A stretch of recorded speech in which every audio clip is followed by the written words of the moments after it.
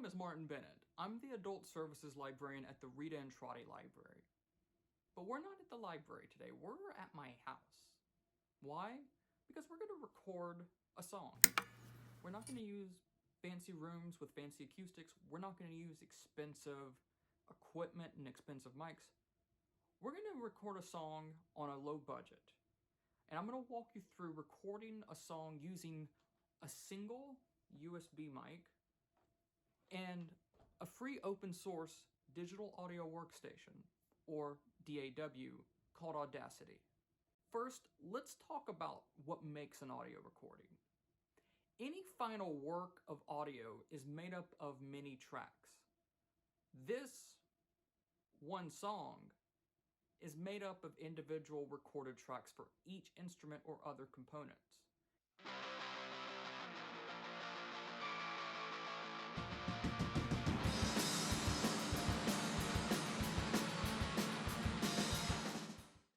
You may have one track for drums.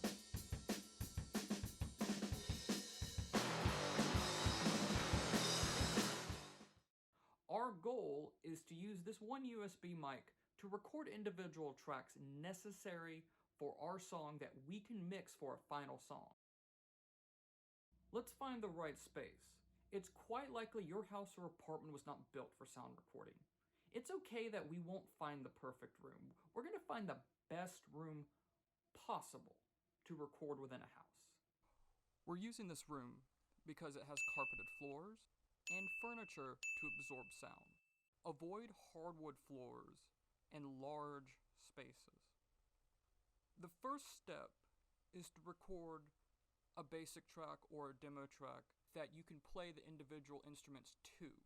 This could be done with a full band, but we're only using guitar and bass. We're just trying to get the melody that we can play to. We'll plug in our USB mic into our laptop. Open our Audacity app that we've already downloaded.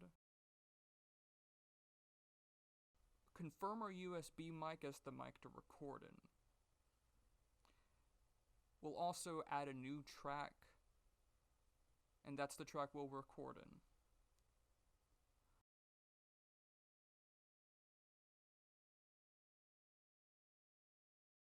We'll place the mic with some distance between the instrument amplifiers. We want it to be distant so that we get all of the sound.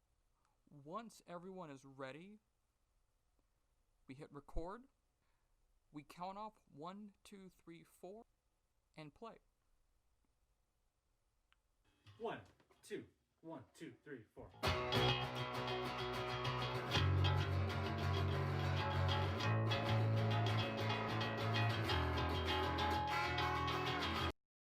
Stop recording, then save, always save, then export this track as a backup. You want to always back up each track you record.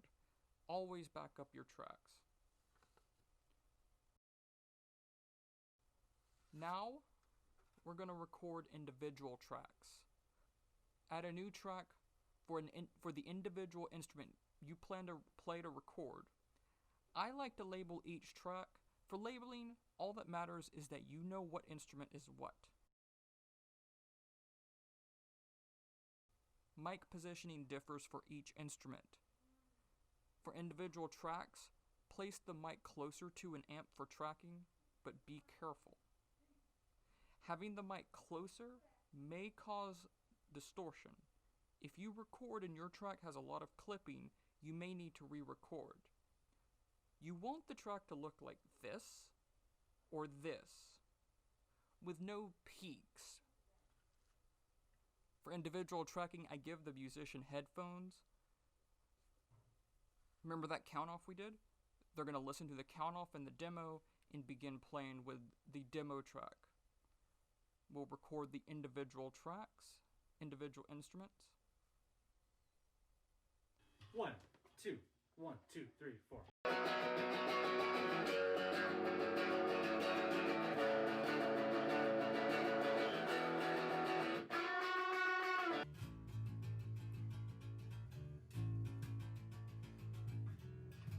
Now for drums, we're using a digital drum machine. For free, you can use GarageBand or you can go to drumbit.app. We're going to use drumbit.app. In this app, you can change the tempo, choose what kind of kit you want, mark your patterns for the beats. Then once you record, once you stop, it will automatically download as a .wav file. You can import that drum track to Audacity.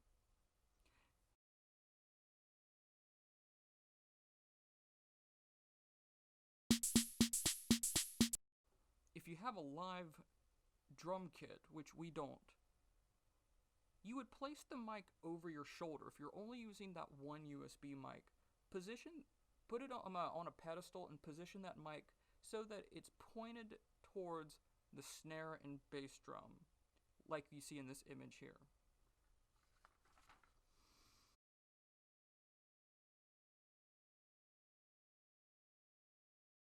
We've recorded all of our tracks, so now we're going to mix them and edit them. During this part, there's no really strict rules. Even a professional sound engineer will tell you it's all about turning knobs and trying to hear and listen for what you want. Now, when we play all of the tracks as is, it sounds like this.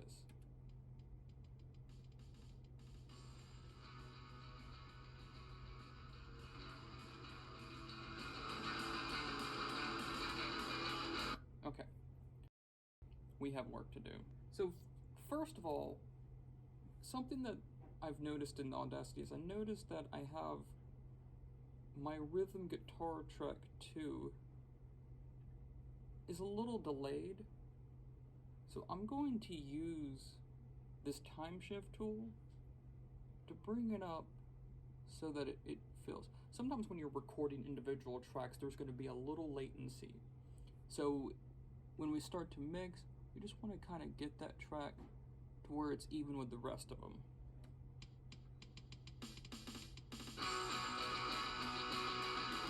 So that's a little better. Let's clean up some tracks. We're going to use this selection tool to get rid of, to select a part we don't necessarily need in the track and get rid of it. So I've selected this portion right here. It's going to be in this light blue as opposed to the gray of the rest of them. All I need to do is press delete and it gets rid of it. And you may need to use the time shift tool to bring that track back to where it was. So that's step one. We're removing things out of the tracks that we don't want there. Now, the next thing I'm going to do in terms of playing around with all these tracks is I'm going to be playing around with the volume.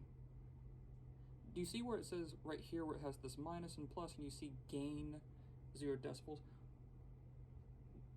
We want to lower the levels on each individual track to around negative 15 decibels to start. If that seems quiet, it's because we want to have a lot of headroom to play with. You never want a track to be more than 0 decibels. At that point, it will start distorting on an output device like a radio. On a final recording, if it's loud, then when someone's listening to it, it's going to sound distorted, and we don't want that. So we're going to lower the volume just there as sort of a start.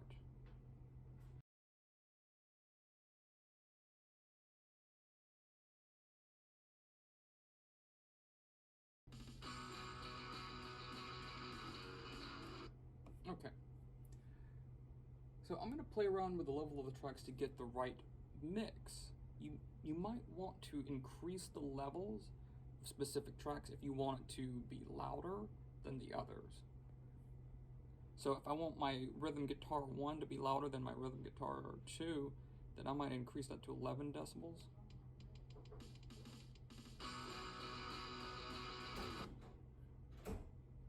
Or I might decrease one track.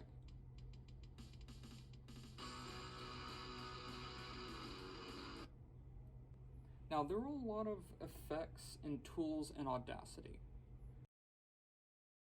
I'm only going to go over a few tools in Audacity. The best way to learn any program or software like this, just get in there and start playing with it. So for instance, if I have my voice here with the water running, I could find the noise of the water and cut it out using the noise reduction tool. And so basically what you're going to do is you're going to select audio just like you're going to use this selection tool. Just select audio, you go to Effect, Noise Reduction, you'll get a noise profile, and then you'll select the whole track, and you can reduce the noise by however much you want.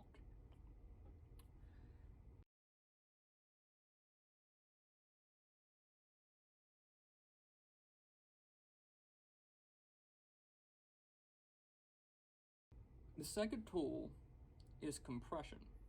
Any compressor helps even out sounds, so the volume doesn't leap up or down. Go to Effect, go to Compressor, and then the two main ways to use the compressor: threshold, controlling the threshold, which sets the volume at when it works.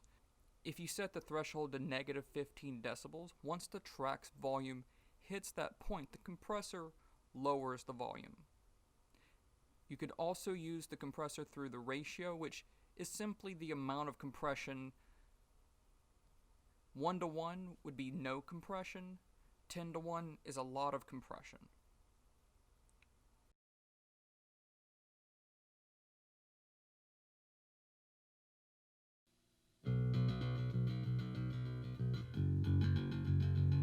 The last effect I want to talk about is bass and treble. These are really useful for vocals. You're going to adjust low and high frequencies for vocals to kind of help the vocal sound less tinny. Last thing, once I have mixed the instrument tracks as I want, then I'll record the vocals. I'll add a new track for vocals, and I'll use the USB mic to record these.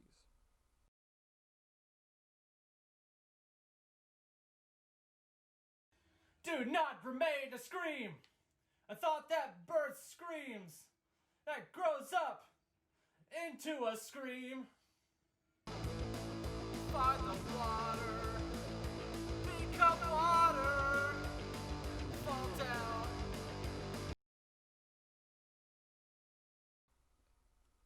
Then save your project.